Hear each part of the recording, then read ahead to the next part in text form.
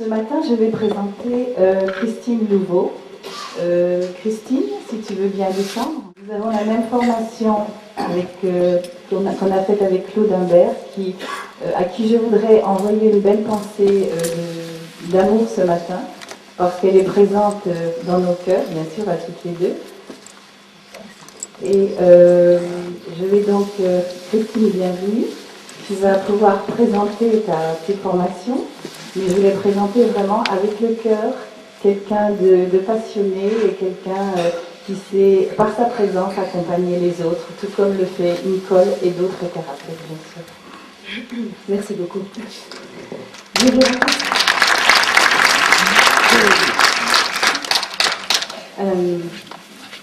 J'espère vous convier ce matin à une aventure, une belle aventure, qui est l'aventure de la vie. Et dans la continuité de ce qu'a dit Nicole, où nous avons vu la naissance et l'arrivée au monde, eh bien, je vais commencer par vous présenter un film sur les débuts de notre vie, c'est-à-dire depuis la rencontre du couple et tout ce qui va se passer dans le ventre. C'est un film de Lennart Nielsen et qui a le gros avantage d'avoir été filmé à l'intérieur du ventre d'une maman, je vous rassure, c'est indolore, et qui va nous présenter des choses assez extraordinaires. Et puis je vous ferai ensuite des commentaires, bien entendu, quand on va commencer la conférence. Donc je vous souhaite un bon film, un beau début de vie, et puis donc à tout à l'heure.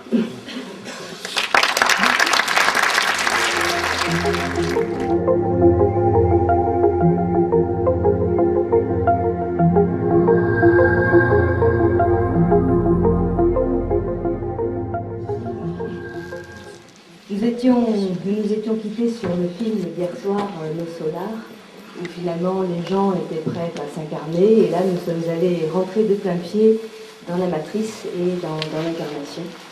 Alors, il y a quand même 2-3 petits points que je voulais vous dire par rapport au film dans les commentaires, qui sont à mon avis faux, mais nous avançons toujours. Dans l'ordre chronologique, le premier élément, c'est qu'il y a plusieurs ovulations possibles et non pas une seule, ce qui d'ailleurs va nous expliquer après la présence des jumeaux, et je vais en reparler un petit peu plus tard.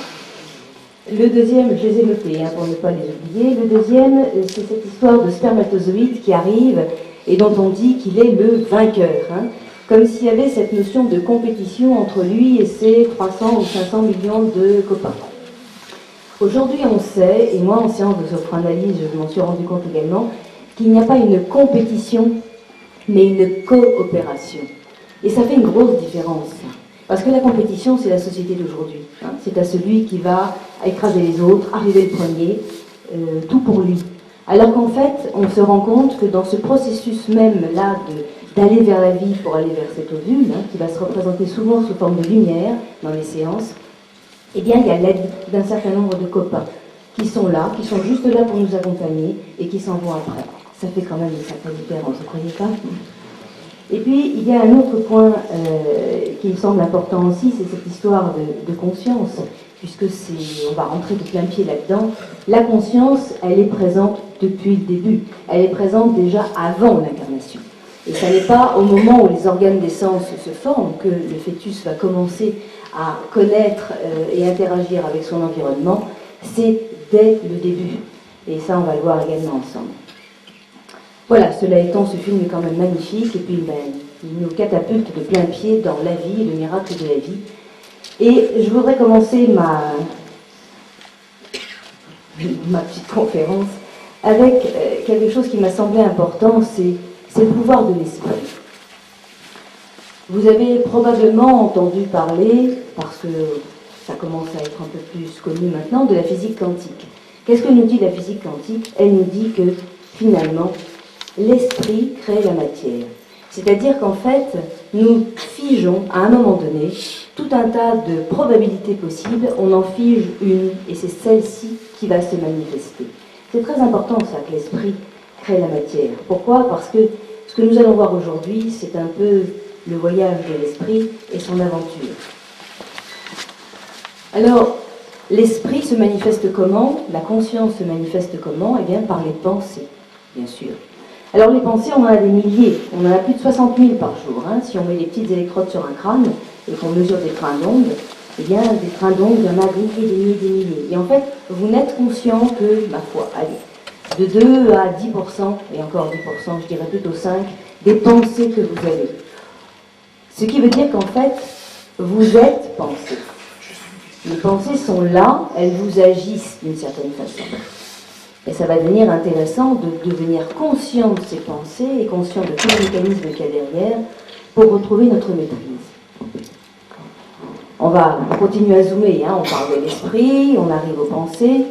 Alors, les pensées, ça nous amène à quelque chose qui est très important, qui sont les croyances. Finalement, ce sont les croyances qui vont façonner notre vie. Et les croyances, qu'est-ce que c'est que les croyances? Ce sont des pensées, mais qui sont énergétisées. C'est-à-dire des pensées avec une force derrière, de l'énergie derrière. Et ce sont ces pensées-là qui font que nous rencontrons... Ah, je ne m'entends pas très bien. Si, mais ça fait tout, oui, c'est ça. Pardon. Désolée. Je ne me rends pas compte quand je parle dans le micro. Oui, ce sont ces pensées qui, finalement, vont attirer à nous, de façon totalement inconsciente, qui vont aimanter, je dirais, les gens, les situations que nous rencontrons dans la vie. Alors, à ce niveau-là, finalement, c'est un peu comme si nous nous baladions dans notre existence avec une espèce de carte, une carte d'état-major. Et dans cette carte, qu'est-ce que nous avons? Eh bien, nous avons plein de convictions, hein, des pensées fortes, des certitudes même, sur nous, nos capacités, la vie, l'amour, la nature. Nous avons finalement des croyances, conscientes ou inconscientes d'ailleurs, sur tout. Et cette carte d'état-major, finalement, c'est elle qui nous sert à décoder tout ce qui se passe dans la vie. Alors non seulement nous allons lire ce qui se passe pour nous au travers de notre carte, mais en même temps la carte va nous servir de filtre. C'est-à-dire que c'est un peu comme une paire de lunettes, et nous avons des paires de lunettes grises, hélas, ou des paires de lunettes roses, beaucoup plus sympathiques, pour nous permettre de voir cette vie. Cette carte du monde, et je regrette de ne pas avoir une petite feuille, mais bon, c'est pas grave. Vous les avez amenées? Oh, bah alors ça c'est beau ça. J'en reviens pas. Cette carte du monde, finalement, elle est composée de quoi? Elle est composée de croyances qui sont positives, et vous en avez plein, tous autant que vous êtes. Sinon, vous ne seriez pas là présent, hein, bien entendu. Et puis, il y a quelques croyances qui nous pourrissent la vie, comme on dit. Hein, des croyances que j'appellerais limitantes, et dont on aimerait bien se débarrasser. Donc, cette carte du monde, avec ces croyances, qu'est-ce qu'elles génèrent? Elles génèrent toutes des émotions. Quand vous avez des croyances fortes, eh bien ça vous met dans des états émotionnels particuliers. Okay?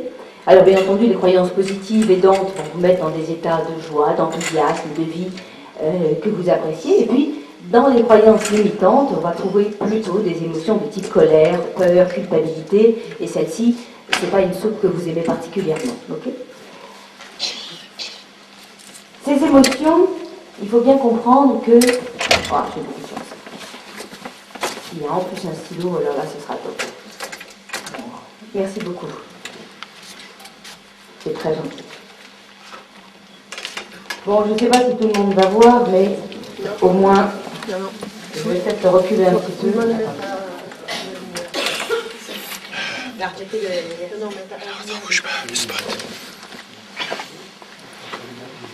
Ah, oui, c'est gentil.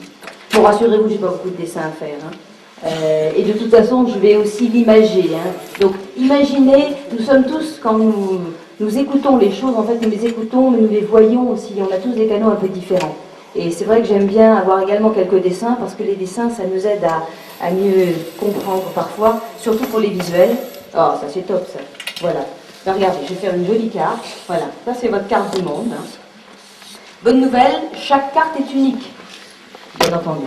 Et ici, on va donc figurer les croyances positives que vous pouvez tous avoir. Et je vais vous l'expliquer, j'ai même des couleurs différentes. Nous avons également des croyances limitantes, les voici. Rassurez-vous, il n'y en a pas tant que ça, on va voir. En fait, c'est assez limité. Donc ces croyances, nous l'avons vu, génèrent des émotions. Et j'étais en train de vous expliquer que ces émotions, c'est aussi, je dirais moi, le sel de la vie. Sans émotion, imaginons on est des légumes. Il n'y a rien qui se passe. Je me rappelle, il y avait un film de science-fiction qui s'appelle Equilibrium. Je ne sais pas si certains d'entre vous l'ont vu. C'est très amusant où, suite à une guerre mondiale, eh bien, on a décidé pratiquement de lobotomiser tout le monde, alors avec des petites pilules, pour les empêcher d'avoir des émotions, sous prétexte que les émotions avaient causé la guerre et la destruction. Et tout le film, ça va être la redécouverte, le réapprentissage de ces émotions, d'abord de façon cachée, mais c'est ça, c'est extraordinaire. D'ailleurs, émotion, c'est emotion hein, en anglais, c'est-à-dire de l'énergie en mouvement. On en a tous besoin. Pourquoi? Parce que finalement, ces émotions, eh bien, qu'est-ce qu'elles vont générer? Elles vont générer tous les actes que nous posons dans la vie. Hein? Alors évidemment, pas quand vous allez acheter votre baguette chez le boulanger, mais chaque fois que vous posez un acte important, eh bien, il y a forcément une énergie derrière, d'accord? Et chaque fois que vous faites un acte important, il y a aussi une partie de vous, après coup, qui va se faire un petit bilan. C'est-à-dire, on se dit, tiens, j'ai dit ça, oh, j'aurais pas dû faire ça. Tout le monde fait un petit bilan. Et quand on fait ce petit bilan, figurez-vous qu'on vient systématiquement se reconfirmer les croyances de base. En fait, on est en train de voir ici que le propre du fonctionnement du psychisme humain, c'est de se reconfirmer en permanence des croyances. Autrement dit, la vie nous sert tout le temps le même bien. C'est le fonctionnement de nos pensées, c'est important, hein, parce que c'est la base de tout, de toute notre réalité.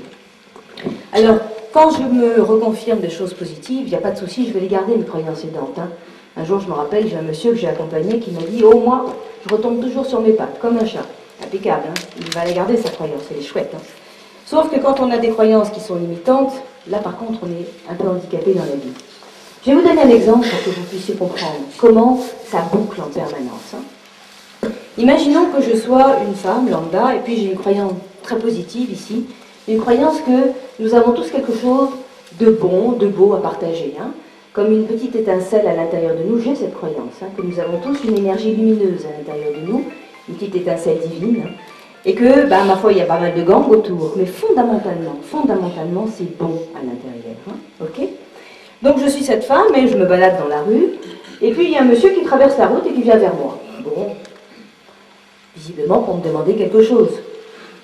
À votre avis, dans quelle émotion, dans quel ressenti je suis quand ce monsieur vient vers moi? Accueillant, tout à fait, absolument. Curieuse et accueillante. Tiens, que me veut-il? Eh bien, en fait, il cherche la rue Tartampion. Très bien, je fouille dans mon sac, je cherche si par hasard je n'ai pas un plan pour dépanner le monsieur. On va discuter le bout de gras avec le monsieur. Et finalement, l'échange est très chouette, il est très cordial. Ce qui fait que quand le monsieur s'en va, qu'est-ce que je me dis? Je me dis, chouette, on a vraiment quelque chose de bon à partager. Et je me la reconfirme, ma croyance. J'ai vécu un petit rayon de soleil, sympathique, comme on en vit tous les jours, dans le métro, dans la rue, avec le sourire d'un enfant. Maintenant, imaginons que je sois une autre femme. Et cette fois-ci, dans ma vie, on va dire que mon père avait la main très leste. Hein. Autrement dit, il battait ma mère. Et moi, j'aime bien mon père, mais je l'aime bien de loin. Et j'ai une croyance ici, là. La croyance que les hommes sont dangereux. Quand cet homme, toujours aussi affable, traverse la route et vient vers moi, à votre avis, dans quelle émotion je suis? Méfiance, tout à fait. La méfiance est une déclinaison de la peur. Ce qui veut dire que quand le monsieur vient vers moi, vous savez ce que je lui réponds? Je pourrais, parce que la réaction de la peur, elle se fait en général de deux façons possibles. La première, c'est, je prends la fuite. Bon, il est 11h du matin, c'est un grand boulevard, on va dire que je me recadre, je suis une grande personne. Mais du coup, je vais adopter la deuxième possibilité. Et là, je vais répondre avec agressivité. Et au monsieur en question, je réponds, mais alors pète sec, hein. Bah, j'en sais rien du tout, moi. Et je continue droite comme un i sur mon trottoir. Sauf que quand je continue sur le trottoir, vous savez ce que je me dis là? Je me dis, mais je suis sûre qu'il avait quelque chose derrière la tête. Et je la reconfirme, ma croyance. Vous comprenez? En fait, nous bouclons en permanence sur ce type de reconfirmation. La vie nous sert le même plat à chaque fois. Sauf le jour où je vais dire basta. Alors, oui, la carte du monde telle que vous la voyez ici, votre carte, elle est ficelée à 80% à l'âge de 6 ans. C'est énorme. Ça veut dire qu'à l'âge de 6 ans, toutes les grandes dynamiques de succès ou d'échec dans votre vie sont déjà en place. Et nous passons notre temps à faire quoi? Eh bien, comme nous nous reconfirmons